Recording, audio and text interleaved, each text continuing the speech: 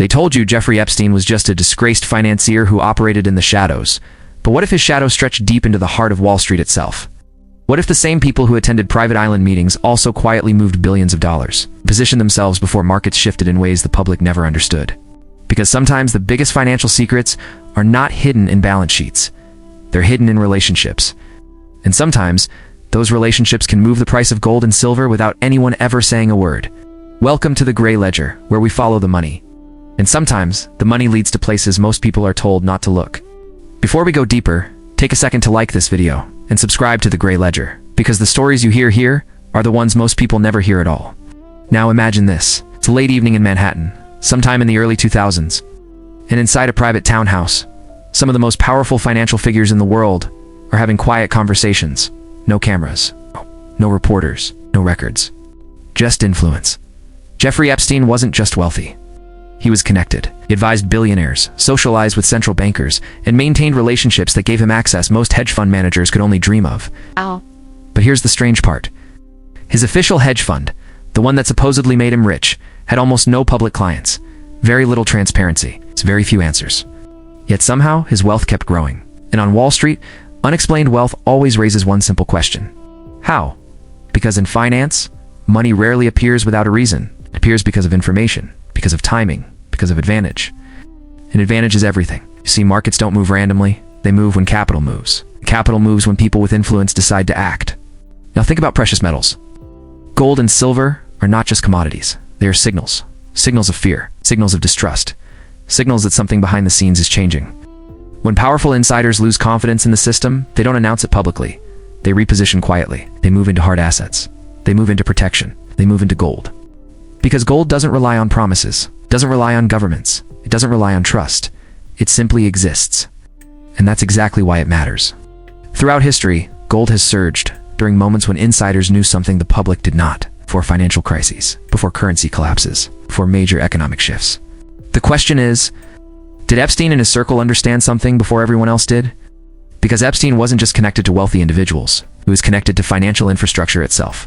Banks, funds, institutions that help shape the global financial system.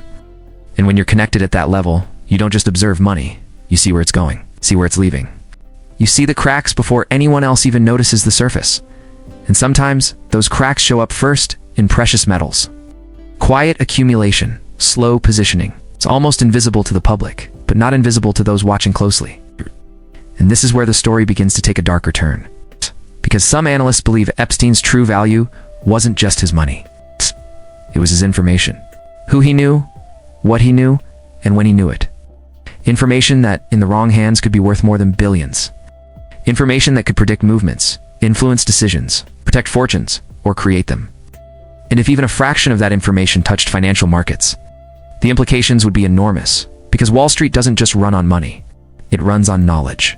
And sometimes, secrets. On Wall Street, the difference between winning and losing is often measured in seconds. But the difference between the public and insiders can be measured in months or even years. Imagine knowing in advance that confidence in the financial system was about to crack. Not because of headlines, but because of conversations happening behind closed doors. Imagine positioning yourself into gold and silver before fear ever reached the public. And when the fear finally arrived, your protection was already in place. This is not a theory about luck. This is a reality about access, because access changes everything. Jeffrey Epstein had access that few people in the world had. He met with billionaires in private. He spoke with powerful bankers. He moved in circles where information flowed freely, but never publicly. And information like that has value beyond imagination. Because information can become timing. And timing can become profit. Now here's where things become even more interesting. During the years Epstein's wealth quietly expanded, gold was beginning one of the most important bull runs in modern history.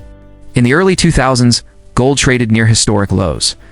It was ignored, dismissed, forgotten by most investors, but then something changed. Slowly, almost quietly, gold began to rise. Not in panic, not in chaos, but in steady, deliberate movement. It was as if someone was preparing, as if someone was positioning. Because major moves in gold rarely begin with the public. They begin with insiders. They begin with institutions. They begin with people who see the future before it arrives. By the time the public notices, the biggest gains have already happened. And that raises an uncomfortable question. Who was buying before everyone else? Who was moving capital into protection? while the world still believed everything was stable, because history shows us something important.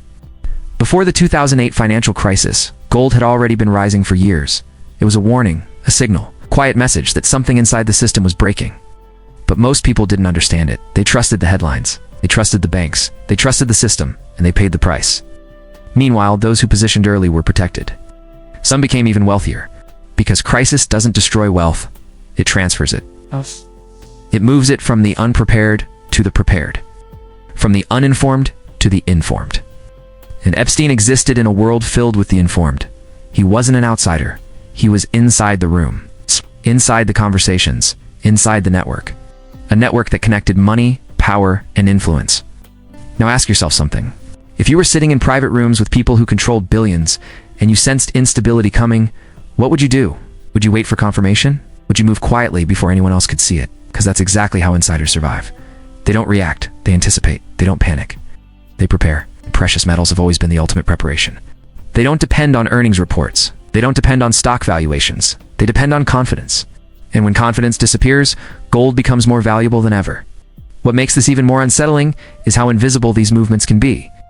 Large buyers don't announce themselves. They don't make headlines. They accumulate slowly, carefully, strategically. And by the time the public notices, the opportunity has already passed. This is the silent advantage of insider positioning. And Epstein's world was filled with silent advantages, because in that world, information wasn't shared equally. It was currency, it was leverage, it was power. And those who had it could protect themselves in ways the public never could.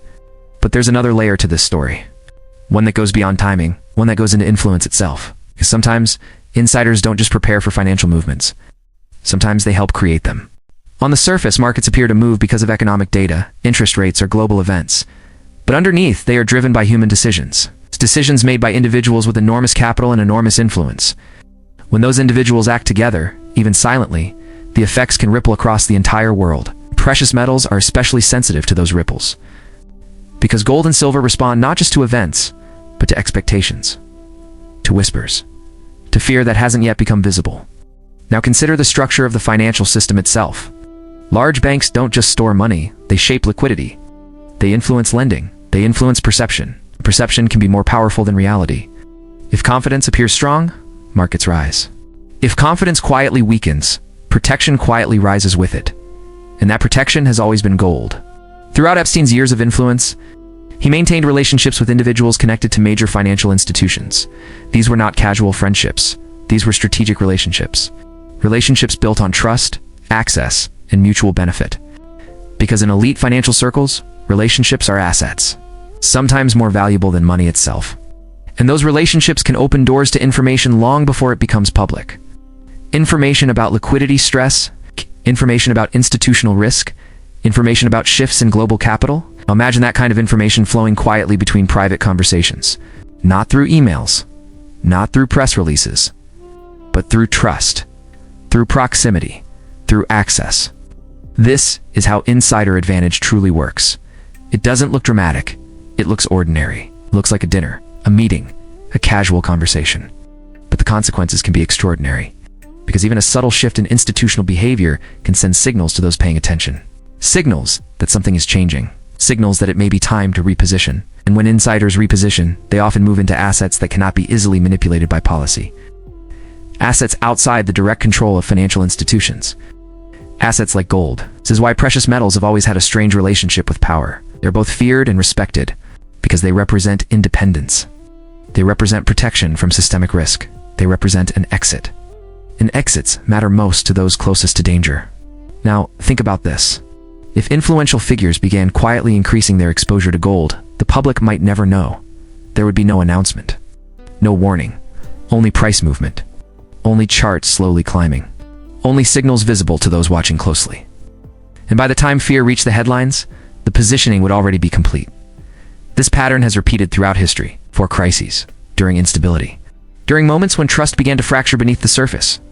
Gold moved first, not because the public moved, but because insiders did, because insiders understood the risks earlier and acted earlier. Epstein's world existed at the intersection of wealth, influence, and secrecy. A world where information could be both shield and weapon. A world where knowing something early could mean everything. And this raises an even deeper question. Was Epstein simply observing the system? Or was he part of the mechanism itself? Because proximity to power doesn't just provide awareness. Sometimes it provides influence.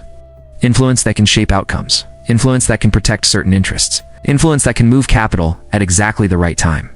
And when capital moves at that scale, markets respond. Prices respond. Gold responds. But the public rarely understands why. They only see the result. They see gold rising. They see silver climbing. They see uncertainty growing. But they don't see the quiet decisions that came before it. They don't see the positioning. They don't see the preparation. They don't see the silent exits already taken. And that silence can be the most powerful signal of all. By the time the public begins asking questions, the most important moves have already been made. Because insider positioning is never meant to be seen in real time. It's meant to be discovered later, when the outcome is already irreversible. Jeffrey Epstein's story officially ended in 2019, but the questions surrounding his financial connections never truly ended. Questions about who he knew. Questions about what he knew. Questions about how information may have flowed through his network. Because networks like that don't just disappear overnight. Influence leaves fingerprints, sometimes not in documents, but in patterns. Patterns in capital, patterns in timing, patterns in assets like gold and silver. Look back at history, and you'll notice something chilling. Before trust collapses, gold begins to rise, dramatically at first, not in panic, but in quiet confidence, as if someone already knows what's coming. This is why precious metals are often called the smart money signal. Not because gold predicts the future, but because insiders prepare for it, and their preparation leaves traces. Traces visible only to those willing to look deeper. This doesn't require conspiracy to understand.